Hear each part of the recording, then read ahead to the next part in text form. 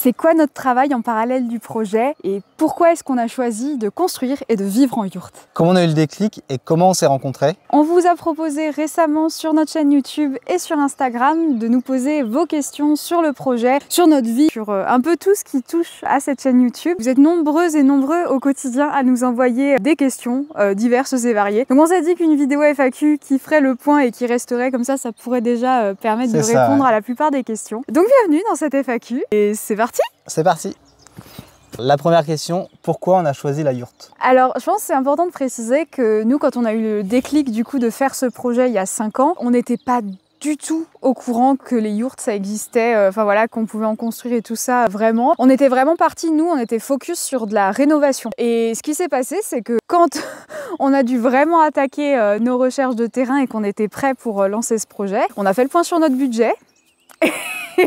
Et on s'est rendu compte que la rénovation, ça n'allait pas passer du tout. C'est ça, ouais. C'est avec les prix des matériaux après Covid et même les bâtiments anciens après Covid, ça a vraiment beaucoup augmenté, même des fermes, tout ça. Maintenant, pour les retaper, même la toiture, moi j'étais ancien couvreur, ça coûte hyper cher. Donc on s'est vraiment tourné vers d'autres types d'habitats. On a du coup découvert ce qui est habitat léger. Ouais, complètement par hasard. C'est ça, ouais, complètement par hasard. Donc tout ce qui est tiny house, dôme géodésique, earthship, kerter, et donc les yourtes donc traditionnelles mongoles, et aussi les yourtes contemporaines. Et c'est vrai que quand on est tombé dessus, nous on a tout de suite flashé, sans pouvoir trop l'expliquer sur la yourte contemporaine. Je pense que le côté rond, mais aussi cet aspect, enfin le bois à l'intérieur, enfin il y a tout qui nous a plu, beaucoup de luminosité, et en fait là où on a craqué complètement, c'est quand on a vu que c'était complètement adapté à notre budget. Là, je pense que là, ça a été la révélation. Parce que pour vous donner une ordre de prix, nous, juste le kit, donc les murs et le toit avec l'isolation, tout ça, ça va nous revenir pour 15 000 €. Il faudra rajouter le plancher, donc les fondations, tout ça. Mais ça reste une maison vraiment pas chère et qui est RE 2020, donc qui respecte la réglementation en vigueur. Donc ce sera vraiment une maison qui sera quand même passive. Là, avec l'hiver qu'on a passé, il y a des personnes qui vivent en yourte qui n'ont même pas brûlé 3 stères. Et nous, on est exposé plein sud, donc on brûlera quasiment pas grand chose avec les baies vitrées et le dôme au-dessus. Donc on trouve vraiment ça chouette et on est vraiment tombé amoureux. Ouais, c'est ça. Après, c'était un peu plus compliqué de trouver une mairie et une agglomération favorable à ce projet. On a bien galéré pendant 2 ans à trouver un terrain où faire ce projet, mais c'est bon maintenant, tout est bon, c'est parti pour ce printemps. Et on espère pouvoir emménager dedans cet été. Aussi, l'avantage, c'est que c'est aussi très rapide en fait en termes de construction. Ouais. Le chantier, c'est dans même pas 2 mois. Ouais. Un mois et demi même. Et ça va être vraiment chouette de vous partager tout ça. La construction dure 1 semaine et le montage 2 jours. Voilà, après on vous en dit pas plus, vous verrez bien sur les prochaines vidéos, mais c'est vraiment, ça va être vraiment chouette. La deuxième question, donc quelle formation on a, quelles études on a faites notamment pour avoir les compétences utiles pour ce chantier? C'est ça. Moi, j'ai fait 3 ans de couverture dans le nord de la France. Donc couvreur avec une mention Zingri pour ceux qui connaissent. Là, bon, je fais plus du tout ça, mais ça m'a beaucoup aidé pour le projet qu'on fait. Il y a aussi quelque chose qui m'a beaucoup aidé, bon c'est pas une formation typique, mais bon il y a beaucoup de gens qui le font, c'est j'ai beaucoup aidé mes parents sur le chantier de ma maison quand j'étais petit. Et aussi mon père et ma mère avaient des appartements dans une grande ville, donc c'était récurrent qu'il faille les rénover. J'ai appris à rénover des appartements, donc ça touche un peu à tout ça. Donc c'est pour ça que j'ai la main sur plusieurs corps de métier, on va dire. J'ai une logique de chantier, on va dire. Dès que je regarde des vidéos, je comprends assez facilement ce que les personnes racontent. Donc ça c'est très utile pour le chantier parce qu'il y a des choses voilà, que j'ai pas encore essayé mais que je fais sur le terrain et que ça marche plutôt bien. Et ensuite, bon ça aide pas forcément pour le chantier, bon peut-être à l'avenir quand on organisera des stages ou quoi, mais j'étais animateur. Donc animateur sur des stages de colo, sur du périscolaire à Strasbourg. Et j'ai fait AED, accompagnateur sportif avec une prof de PS, donc sur des compétitions, tout ça. Donc AED, c'est assistant d'éducation. Oui, assistant d'éducation, et pour plus commun, on peut dire, voilà, il y en a qui disent pion, mais c'est un peu péjoratif. Et après, juste après, vendeur dans des magasins, mais pareil, pas... Et tu as fait un passage en STAPS aussi? Ah, passage en STAPS, mais pas très long, donc voilà. Mais sinon, voilà, pour le chantier, c'est surtout couvreur qui est important. Moi, compétence pour le chantier, 0. Et pour le compte?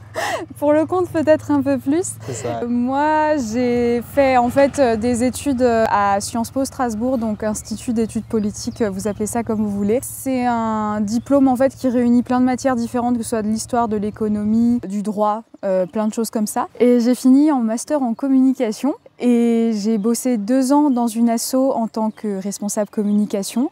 Ça m'a beaucoup appris sur plein de choses et je suis restée un petit peu je suis toujours restée un peu dans le domaine associatif parce qu'après j'ai créé mon entreprise en tant que consultante du coup en slow communication marketing éthique pour des associations spécifiquement. Voilà, mais entre-temps j'avais aussi créé le compte et en fait j'ai choisi de de me consacrer après à 100% sur le compte et Nils m'a rejoint après. Voilà. Du coup voilà, moi j'ai plutôt un parcours en communication. J'ai jamais vraiment mis les mains dans la terre. J'ai peut-être aidé mes parents une fois à poser une terrasse en dalle.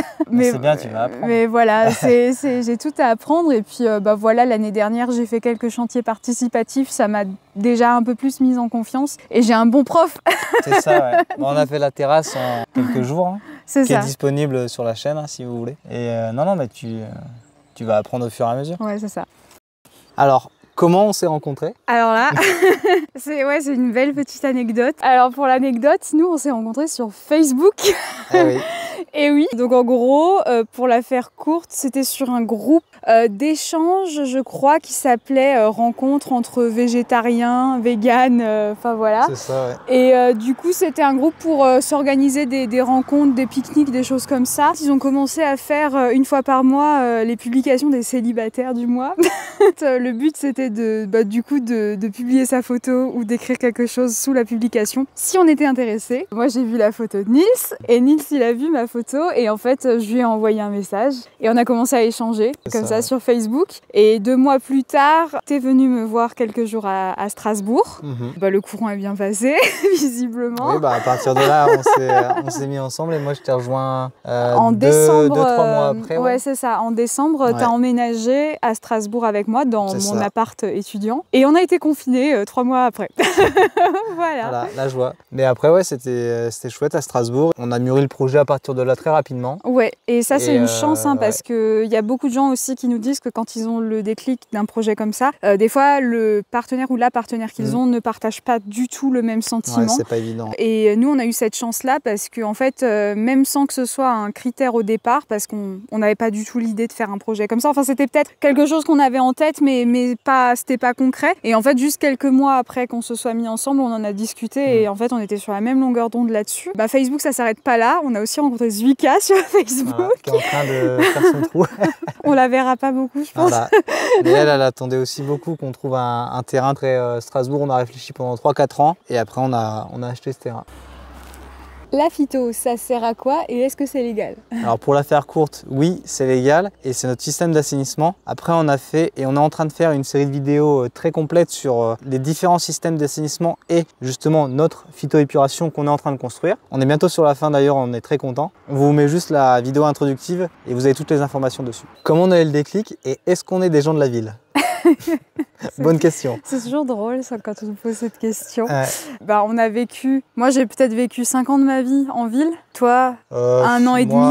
Non, un peu plus à Amiens quand même, mais bon, pas très longtemps, c'était en couverture. Moi j'ai 30 ans et du coup j'ai dû passer 3 ou 4 ans sur les 30 ans en ville. Ouais. Et j'ai grandi à la campagne comme toi. Et moi c'est pareil, j'ai fait que mes études en fait en ville, dont à New Delhi et Rangoon quand même. C'est ça. Ouais. Donc c'est des plus grosses villes que Strasbourg. Et on nous pose la question quand on manie des outils manuels en mode on est des bobos parisiens. Bon, j'aime pas trop cette expression, mais c'est juste les outils manuels, ils ont toute leur place dans un projet comme ça. Après voilà, soit on aime, soit on n'aime pas, mais chacun fait ce qu'il veut et on veut expérimenter ça et on vous fera des retours réguliers là-dessus et pour l'instant c'est plutôt très concluant quoi. Pour répondre à la question, moi je viens de la campagne alsacienne du Haut-Rhin. Pour les gens qui connaissent. Et toi, tu viens de la campagne Picarde. À 30 minutes d'Amiens. Ouais. Et on a eu le déclic quand même en ville, du coup, quand on vivait à Strasbourg. C'était en plein pendant le confinement. Alors moi, c'est vraiment tout bête, le truc qui s'est passé dans ma tête. Mais c'est qu'on regardait l'émission Vue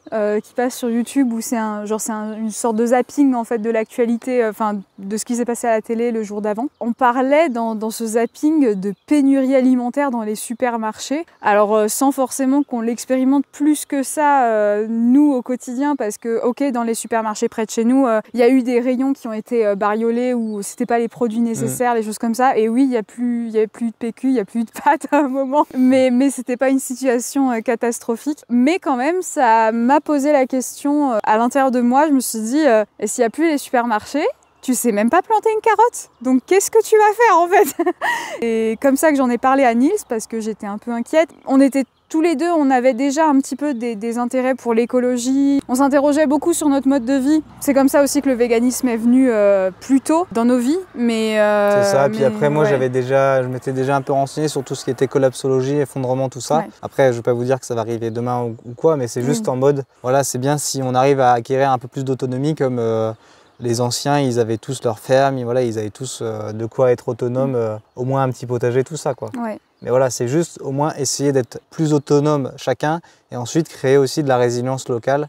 Donc nous, on est en train de tisser des liens avec des voisins, avec des associations. Voilà, c'est pas juste on est en mode on fait un bunker et on est que chez nous. Non mais parce que c'est ce qu'ils font. Après voilà, chacun fait ce qu'il veut. Ouais. Mais c'est juste voilà, nous, on veut tendre voilà, de plus en plus vers l'autonomie, l'autosuffisance. Ça prendra le temps que ça prendra, mais voilà, on essaye de mettre des choses en place au fur et à mesure. C'est pas que dans une perspective de peur, c'est aussi dans une perspective surtout de vouloir vivre, on va dire, de façon plus heureuse et plus simplement parce qu'on s'est rendu compte que le modèle de vie que nous proposait notre société, le modèle idéal, ne nous convient vraiment pas du tout et ne nous rend encore moins heureux. Voilà, on veut expérimenter quelque chose d'autre, pas un retour au passé, pas du tout, parce que du coup, je pense que vous l'avez compris, nous on a quand même des convictions politiques qui ne correspondent pas à certaines idées, mais du coup c'est vraiment de créer un projet qui est en concordance avec les enjeux actuels et les enjeux futurs et de voir comment nous en fait on peut vivre à la fois individuellement et collectivement heureux dans ces nouvelles modalités. Du coup ça demande beaucoup d'inventivité je pense et de résilience. C'est un chemin de vie comme un autre. Ça, ouais. Et en tout cas on va essayer de voir ce que ça donne. On vous partagera tout ça. Ouais. Est-ce que la vie en tente, c'est pas trop compliqué? Alors, je vais parler pour moi et après Aline parlera pour elle. Moi, personnellement, franchement, je l'ai très bien vécu. Juste, j'aurais peut-être aimé un peu plus d'espace, mais là, on va en avoir beaucoup plus quand on aura fait la yourte. Mais sinon, en soi, grâce à notre ami le poêle qu'on voit juste ici et la salle de bain qu'on s'est faite entre-temps, c'est plutôt bien. Après, c'est sûr, il y a des personnes qui trouveront peut-être ça avec pas assez de confort, mais moi, je trouve, on est arrivé sur une prairie.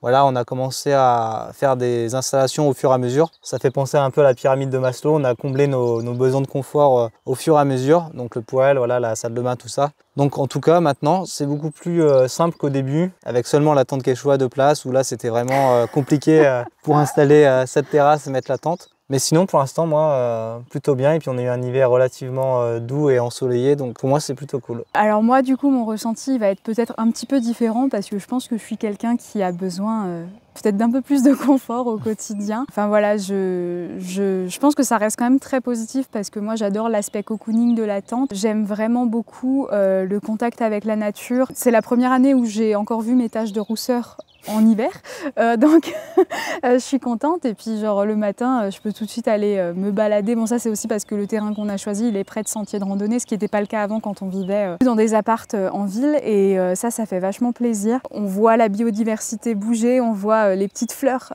qui poussent et ça c'est vraiment cool. Mais moi je pense qu'il y a deux points qui ont été peut-être un petit peu plus durs à gérer surtout cet hiver. Le premier c'est le froid. Je pense que j'ai été beaucoup plus sensible au froid que toi. Je suis quelqu'un de très frileux à la base, donc je pense que c'est normal. Et moi non, donc voilà, la différence est assez grande. Mais déjà, quand on vivait en appart, hein, même dans un appart chauffé à 19 degrés, c'était déjà dur. Donc, pour vous dire, voilà. Pour vous mettre un peu le décor, j'adore les douches froides. Donc ouais, moi pas trop. Donc c'était plutôt un bon point pour vivre en tente. Ouais, c'est ça. Mais voilà, on s'est quand même habitué et il y a le poêle qui est venu aussi en renfort, donc ça fait plaisir et on a eu des belles soirées. On a des beaux souvenirs avec le poêle où on était en t-shirt, voilà, donc ça fait plaisir. Et puis en fait là maintenant, les jours se réchauffent de plus en plus. La question se pose presque plus et ça devient de plus en plus agréable. Et du coup le deuxième point qui moi m'a peut-être un petit peu chamboulé, c'est la cuisine parce que on a beau avoir une petite gazinière, un poêle, un four solaire et quelques ustensiles. J'ai été quand même vachement déstabilisée parce qu'il n'y a pas le même espace et il n'y a pas le même confort que dans une cuisine, dans un appart. On n'a pas un évier qui coule avec de l'eau à volonté. Voilà, il y a beaucoup de choses à gérer en fait et à anticiper. Il y a beaucoup de choses aussi qu'on n'a pas pu faire.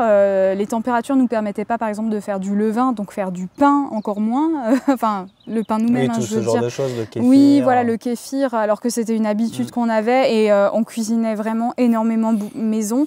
Et là, du coup, on a eu peut-être un peu plus de mal, mais bon, on s'est adapté. Voilà, par exemple, pour économiser le gaz, il y a, par exemple, les légumineuses, maintenant, on les achète déjà tout de suite en conserve, mais on sait que c'est temporaire, le temps d'avoir d'autres systèmes, en fait, et d'être installé. Mais voilà, c'est juste que, aussi, ça c'est un truc, mais notre Thermomix qu'on avait, déjà, c'est un outil qui consomme énormément d'électricité et en parallèle de ça, il a un petit problème en ce moment que de toute façon je pense qu'on ne l'aurait pas utilisé pour des raisons d'électricité. Moi j'avais pris l'habitude depuis des années de cuisiner beaucoup avec et donc c'était une grosse perte de repères et je pense que ça, mine de rien, ça a beaucoup joué. Mais oui, bon, il faut réapprendre les choses. C'est ça, bon, après, on s'adapte et puis il y a des recettes maintenant, on sait que c'est des basiques en fait qu'on va refaire de temps en temps et on s'adapte quand même et puis voilà, on réussit quand même à faire les choses. Mais après au niveau du confort, c'est sûr qu'avec l'hiver c'était un peu plus dur parce que rien que moi j'avais beaucoup de mal à me lever avant qu'il fasse vraiment bien jour pour la chaleur et tout ça, j'avais du mal. Donc voilà, il y a beaucoup d'adaptation en fait, que ce soit sur le rythme de la journée par rapport au froid, que ce soit par rapport à l'anticipation. Par exemple pour l'eau, au début on devait aller dans une fontaine publique où on avait 40 litres par semaine et il faut se débrouiller avec les 40 litres pour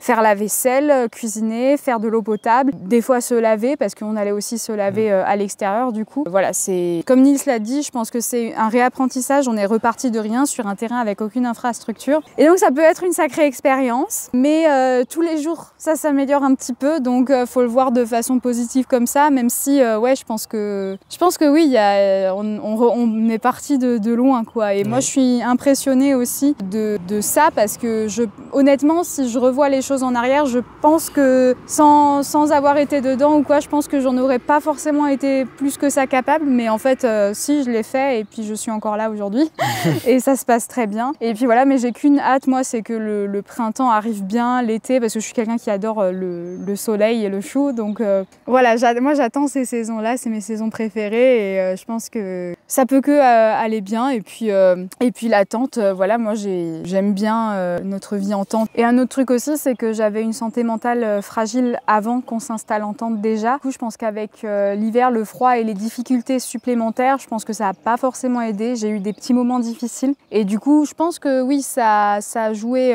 Mais maintenant, j'ai des petites stratégies pour aller mieux et voilà, essayer de faire en sorte voilà, de changer d'environnement régulièrement. Par exemple, pour travailler, je ne travaille pas forcément dans la tente, je vais ailleurs, que ce soit en ville, en médiathèque ou des choses comme ça. Voilà, il y a beaucoup de petites choses comme ça qui sont nécessaires. Il y a un truc aussi où on ne se rend pas forcément compte, c'est que souvent les gens qui font ce genre d'expérience, c'est qu'ils ont vraiment leur projet, c'est de vivre peut-être en ermite ou je sais pas, mais d'expérimenter un truc en pleine nature et tout ça. Nous, en fait, on a continué à vivre notre vraie vie dans une tente. Du coup, ça implique qu'il faut qu'on continue à travailler, il faut aller faire les courses. Enfin, il y a plein de choses comme ça. Voilà, même au niveau des loisirs, il faut qu'on continue à faire nos loisirs, mais en s'adaptant à ce nouveau mode. Moi, par exemple, je sais qu'un truc qui m'a manqué cet hiver, c'est que en fait, j'avais trop froid pour faire du sport, alors que je faisais du sport à la maison depuis des années. Et ça, je pense que ça m'a un petit peu affectée. En tout cas, moi, ce que je suis contente, c'est qu'on a réussi à continuer à garder des loisirs comme peut-être regarder un film, regarder une série par moment.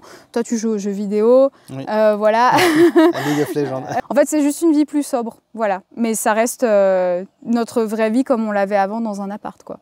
Voilà, juste à adapter à la vie en tente. C'est ça. Voici la dernière question, et peut-être la plus attendue. Quel est notre métier et combien on gagne? Ok. C'est vrai qu'on nous la pose souvent. Alors notre métier actuellement, on est créateur de contenu sur Instagram et sur YouTube. Je pense que c'est oui, c'est le titre et c'est ce qu'on fait au quotidien. Et combien on gagne? Alors du coup, je pense qu'il faut préciser pour ça. J'ai un post hyper complet qui arrive sur Instagram que je suis en train d'écrire là-dessus pour expliquer en fait comment est-ce qu'on en est arrivé là. Mais donc faut savoir du coup que nous, on a dessiné notre projet en fonction de notre budget. Comme on vous l'a dit plus tôt dans la vidéo, en fait, nous, on a fait le point sur notre budget. On avait du coup à 200 000 €, c'est ça? Ouais, un peu moins, mais ça. Ouais, on avait à 200 000 € à peu près. Et du coup, on s'est dit, ben, qu'est-ce qu'on peut faire avec ces 100 000 €? Donc, ça a fait le tri dans les projets. Donc, on a eu, pour vous la faire courte, donc il y a les 15 000, entre 15 000 et 20 000 € pour tout ce qui est construction de la yourte. Ensuite, on avait chiffré à entre 30 40 000 € je crois, tout le reste, donc raccordement et tout ça, en sachant que on ne savait pas sur quel terrain on allait tomber. Donc là par exemple ici on a du terrassement, mais on a des budgets peut-être qu'on aurait eu sur d'autres terrains et qu'on n'a pas eu ici. Donc voilà, c'était un chiffrage et ça nous avait laissé le budget qu'on avait pour trouver un terrain, et il se trouve qu'on a trouvé donc ce terrain-là à 50 000 € à peu près, frais de notaire inclus. Ce qui fait que nous à l'heure actuelle on n'a pas de prêt à rembourser. Ça c'est un détail qui est très important parce que ça fait déjà des énormes économies chaque mois. On n'a pas cette dépense-là. On n'a plus de loyer. On n'a plus, voilà, c'est ça. Aussi, là, on n'a plus de dépenses du style loyer, facture. Bon, même si les factures d'eau et d'électricité, ça va revenir. Ouais, mais elles sont très minimes. Donc, on a vraiment des dépenses qui sont vraiment ultra réduites. Et ça, faut en être conscient par rapport aux revenus qu'on va vous donner, parce que du coup, ça peut paraître pas possible en fait de vivre avec ces revenus-là. Mais nous, en fait, on n'a presque pas de dépenses. Donc, c'est adapté en fait à notre mode de vie actuellement. Ce qu'il y a, c'est qu'aussi, là, actuellement, nous, on a mis toutes nos économies dans ce projet. Donc, il y a plein de choses qu'on dépense actuellement. C'est pas, en fait, l'argent qu'on gagne actuellement avec notre travail actuellement, c'est pas de l'argent qui est prévu pour le projet. Le projet est déjà financé en fait. Alors bien sûr, il y a peut-être des trucs supplémentaires qui vont venir, et là, ce sera sur les nouvelles économies qu'on a faites. Mais on avait déjà un gros pack d'économies, comme on vous l'a dit, qui sert à financer tout ce qu'on fait là actuellement. Donc c'est aussi pour ça qu'on est assez confortable financièrement, et c'est une vraie chance. Ensuite, du coup, sur nos situations professionnelles et sur nos revenus plus précisément, pour vraiment la faire courte, parce que c'est très complexe à expliquer, c'est pour ça que j'ai le post qui arrive. En fait, moi, j'ai fait un burn-out il y a un peu plus de 2 ans. Et ce qui fait qu'après ce burn-out, donc j'ai été en arrêt maladie pendant un certain temps et j'ai enchaîné sur le chômage. Je suis restée, donc dès que je suis arrivée au chômage, j'ai eu un parcours très, je suis rentrée dans les parcours d'accompagnement donc de Pôle emploi, et voilà, j'ai fait beaucoup de démarches pour être accompagnée pour la création d'entreprise. Et donc, j'ai créé mon auto-entreprise, au début sur le consulting en communication avec une dimension éthique, voilà, et vraiment spécialisée pour les associations. Et j'ai fait ça, et ça m'a aussi permis de faire quelques économies. C'était pas énorme, je crois que sur toutes les missions que j'ai faites, c'était moins de 10 000 € que j'ai gagné avec cette activité. Et en fait, comme le compte a bien marché assez rapidement et qu'on a eu des demandes de collaboration, on s'est dit pourquoi pas. En plus, c'était vraiment un métier où voilà, je pensais pas que ce serait possible d'en faire une activité rémunérée. Là, c'est une opportunité qui s'est ouverte, et moi j'avais beaucoup de mal en fait à continuer l'autre activité parce que j'ai beaucoup de mal à faire payer mes services, voilà. Et donc je voulais arrêter de toute façon mon autre activité. Voilà, donc je me suis mise à temps plein sur le compte. Pour être tout à fait transparente, l'année dernière, du coup, j'avais fait les calculs, on était à environ 8 000 € de chiffre d'affaires pour juste Beignets Consoude, juste cette activité-là. C'est vraiment pas énorme. Et dans les 8 000 €, il faut savoir que plus de 5 000 €, c'est en fait du gifting, donc en fait c'est des cadeaux. Alors c'est vraiment quelque chose de génial parce que nous, ça nous a permis de faire des économies de fou sur plein de choses. Seulement, on paye des taxes sur les cadeaux aussi, que ce soit des revenus monétaires ou que ce soit des revenus en nature, on paye des taxes. Et donc en fait, là, ce qui se passe actuellement, c'est que moi, j'ai épuisé toutes les économies que j'avais en argent de mon entreprise pour payer les taxes chaque mois. Et donc maintenant, en fait, je dois prendre de mes économies personnelles pour payer les taxes sur les... parce que, vous l'avez compris, la grande majorité de nos revenus, c'est du gifting. Mais après, pour nuancer tout ça, c'est que l'année dernière, en fait, c'était vraiment...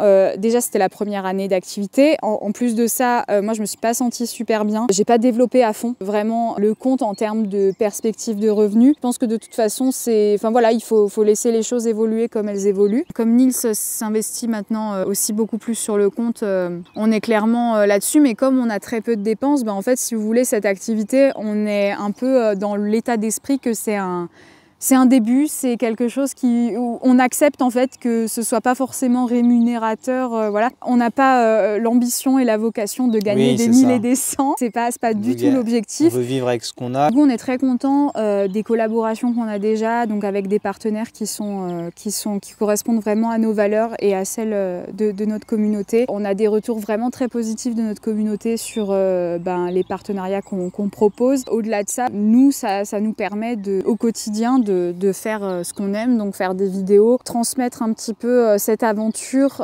partager nos expériences, voilà, sans prétention, mais voilà. Et puis après, je pense qu'il y a un truc aussi qui est important de comprendre, c'est que nous, on voit plus le travail de façon traditionnelle, c'est-à-dire avec l'obligation d'un salaire rémunéré après. Ouais, le salariat nous, on est vraiment dans une perspective de, voilà, en fait, il y a des choses qu'on va faire, ça ne sera pas rémunéré comme ça tout de suite, mais par exemple, voilà, créer un potager, entretenir un jardin-forêt, ce genre de choses, c'est des choses où forcément, en fait, ça va nous faire des économies par la suite. C'est ça, parce qu'il n'y a pas que le travail salariat, il y a aussi le travail au quotidien, comme beaucoup de personnes. Oui, il y a plein de gens qui font ça. Mais c'est juste que nous, du coup, c'est vrai qu'on ne l'avait pas encore dit, mais on est aussi au chômage en parallèle de l'entreprise. Et du coup, ça repousse le chômage mois après mois, on va dire. Oui. C'est juste que du coup, parce que c'est en fonction des revenus. On a choisi de faire le projet, parce que là, ça nous demande beaucoup de temps de faire tous les chantiers, tout ça. Donc en attendant, on est aussi au chômage. Et on développe tout ce projet parce qu'il y a aussi, avec la micro-entreprise, un avenir aussi sur le terrain. On veut aussi développer plein de choses sur le terrain. Donc moi, je fais de la sculpture sur bois. Il y a Aline qui s'intéresse beaucoup aux plantes sauvages. En fait, il y a énormément de projets qui peuvent voir le jour directement sur le terrain.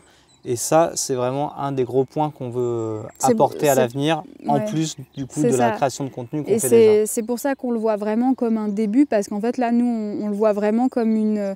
Il y a beaucoup de gens aussi qui font ça, c'est une année sabbatique pour se concentrer sur le chantier. Nous, du coup, c'est pas vraiment une année sabbatique parce qu'on fait quand même la création de contenu à côté. Ça prend beaucoup de temps. Mais ça prend quand même beaucoup de temps, et on avait fait le choix de base, même si le compte n'existait pas, on avait fait ce choix-là de ne pas prendre de travail salarié pendant qu'on faisait le chantier. Par rapport au chômage, oui, c'est sûr que, parce que je sais que c'est un sujet qui est très touchy. En fait, pour être honnête avec vous, il y a énormément de gens qui des fois nous posent la question de quels sont nos revenus, quel est notre travail, pour nous coincer entre guillemets, pour savoir si on touche le RSA, si on touche le chômage, si on a eu un héritage. Voilà, c'est quelque chose que j'évoque dans le prochain post. Je vous souhaite vraiment pas, je souhaite à personne de vivre ce que j'ai vécu, et je suis contente de dire que le chômage m'a sauvé la vie, parce que je pense que si j'avais pas eu cette porte de secours pour quitter mon emploi quand ça allait pas, je pense que je sais vraiment pas qu'est-ce qui serait advenu. Pendant les années où j'ai travaillé, j'ai cotisé pour le chômage, et donc je touche le chômage. Là, je suis j'ai presque fini, mais comme je l'ai dit, normalement ça aurait dû finir beaucoup plus tôt, comme tu l'as dit, avec la création d'entreprises à côté. Je pense que les personnes qui sont auto-entrepreneuses ont peut-être ce système aussi, mais en fait, c'est Pôle emploi nous verse nos allocations en fonction des revenus du mois. Et donc, s'il y a un mois où on a des revenus qui correspondent à notre allocation ou à un certain pourcentage, on touche moins que l'allocation, où on ne touche pas du tout d'allocation, et du coup c'est décalé. Bon, moi j'étais contente parce que ça me fait à chaque fois une sécurité supplémentaire. Je me dis, hop, j'ai gagné quelques jours, j'ai gagné quelques mois, et au final là j'ai gagné, normalement ça devrait se finir en mars là de cette année, et là maintenant je suis déjà à début juillet. Donc voilà, pour vous dire à quel point ça a été décalé. Moi je suis très reconnaissante d'avoir eu ce système-là pour me reconstruire et pour repartir et pour reconstruire un nouveau projet. C'est ça, parce qu'au final, c'est chômage, mais en travaillant quand même beaucoup à côté. Si on compte le nombre de combien on gagne à l'heure, ce serait ridicule en fait. Ah oui, non. Parce que c'est vrai qu'on dit création de contenu et tout ça, c'est beau, c'est joli, mais c'est vrai qu'il y a énormément de travail derrière. Oui, c'est pas... Et en parallèle du projet, ça demande aussi beaucoup de temps, donc on travaille en parallèle du chômage. C'est pas que chômage, voilà, il y a quand même des nuances. Oui, c'est ça. Et c'est aussi pour créer notre entreprise directement aussi sur le terrain à l'avenir. Donc c'est quand même un projet qui se dessine après sur le long terme. Mais on sait qu'en le disant, on s'expose potentiellement à pas mal de critiques, parce que c'est vraiment un sujet qui est très touchy. Mais moi, je préfère être honnête, et puis c'est la réalité de beaucoup de personnes aujourd'hui, en fait. Et heureusement que ça existe, on a de la chance que ça existe dans notre pays. On travaille énormément. Moi, j'ai pas l'impression d'être au chômage, même si je suis contente tous les mois de faire ma petite actualisation et de quand même toucher un revenu autre, parce que du coup, là, les revenus qu'on a avec l'entreprise, comme dit, c'est un tout début. Et voilà, il y a encore beaucoup beaucoup de choses à faire, à développer. Mais voilà, on est très content. On est très content de tout ça. Il y a une grosse part de travail en fait qui n'est pas du tout rémunérée, qui n'est pas du tout comptabilisée sur le travail sur le terrain. Et ça, en fait, on sait que ça va nous faire plein d'économies à l'avenir. Juste quand on aura construit la yourte, d'avoir un toit sur la tête et de plus avoir jamais de loyer à payer, en fait, ça c'est un luxe exceptionnel, en fait. Ouais, c'est ça. Et on est extrêmement... Enfin, on se sent vraiment chanceux d'avoir pu faire autant d'économies à nos âges, bon, même si on arrive à la trentaine. Moi, par exemple, les économies que j'ai faites, franchement, pour les faire, c'était pas un kiff. Hein. J'ai vraiment... le burn-out, c'est pas venu pour rien. Ça a été une grosse période difficile de ma vie. Maintenant, c'est comme ça. Et puis, moi, je suis contente de construire une nouvelle... ouvrir une nouvelle page. Et toutes les opportunités qui s'ouvrent, parce qu'en fait, d'avoir mis un pied dans l'entrepreneuriat, mais en fait, ça nous permet aussi maintenant de comprendre comment ça fonctionne. Si demain, par exemple, moi j'ai un rêve, c'est d'avoir une petite champignonnière. Alors, je sais pas si ce sera de façon commerciale ou juste pour nous, mais moi, j'adore tous les types de champignons comestibles qu'on peut avoir, les pleurotes surtout. Alors, c'est sûr, il y a plein de choses à apprendre sur la gestion d'une ferme, ce genre de choses.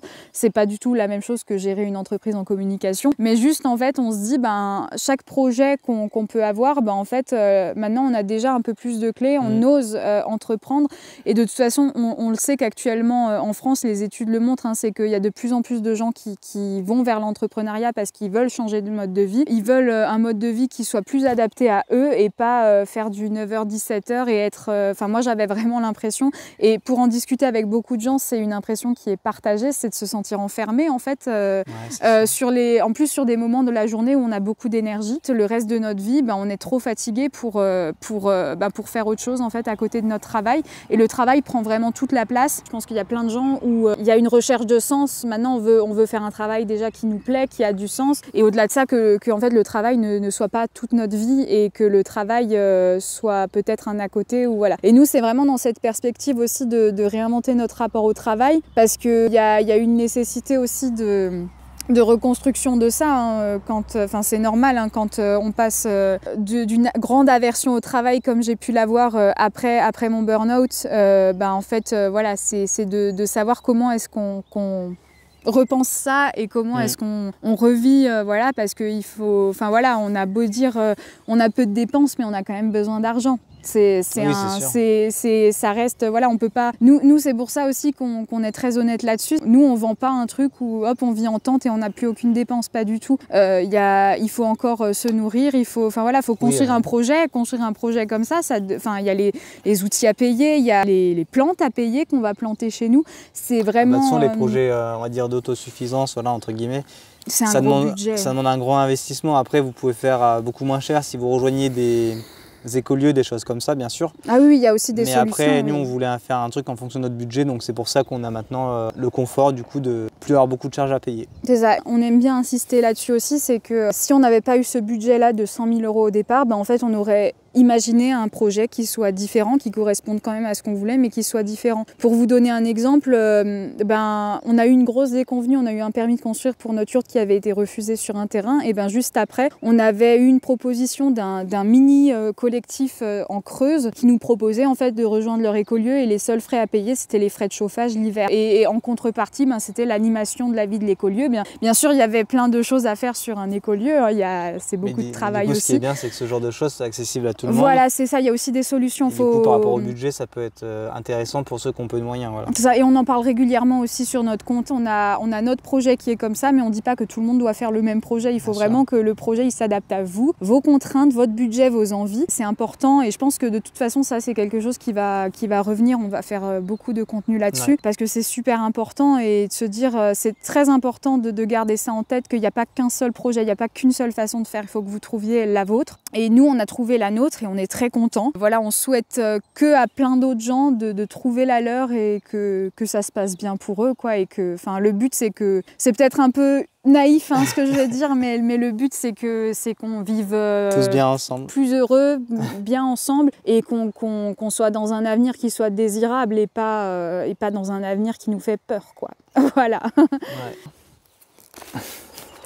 Merci beaucoup d'avoir regardé cette vidéo jusqu'au bout. Si vous avez d'autres questions, n'hésitez pas à les mettre en commentaire. N'hésitez pas aussi à consulter nos posts sur Instagram parce que je pense que vous trouverez beaucoup de réponses déjà dans les contenus qu'on a déjà fait. Voilà.